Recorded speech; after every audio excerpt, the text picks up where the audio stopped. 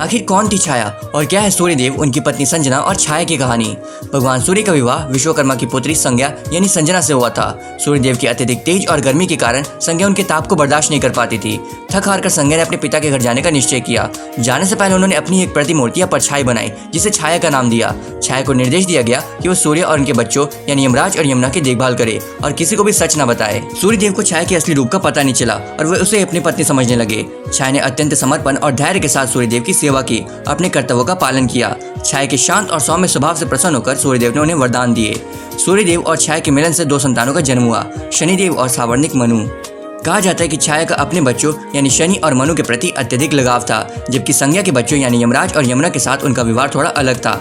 इस भेदभाव के कारण एक दिन यमराज ने क्रोधित होकर अपनी माता छाया को पैर मारने की धमकी दी। तब छाया क्रोध में आकर यमराज को श्राप देने लगी।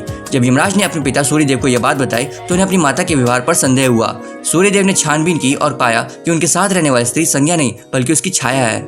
जब सूर्यदेव को वास्तविकता का पता चला तो पूरी सच्चाई जानने के लिए सीधे विश्वकर्मा के पास गए। इसके बाद देवी संज्ञा को अपनी गलती का एहसास हुआ और वो पश्चाताप करते हुए सूर्यलोक लौट आई। संज्ञा ने छाया को क्षमा कर दिया और छाया अपने मूल रूप परछाई में विलीन हो गई। आज की कालचक्र क्रॉनिकल्स की कहानी यहीं तक। Subscribe for more.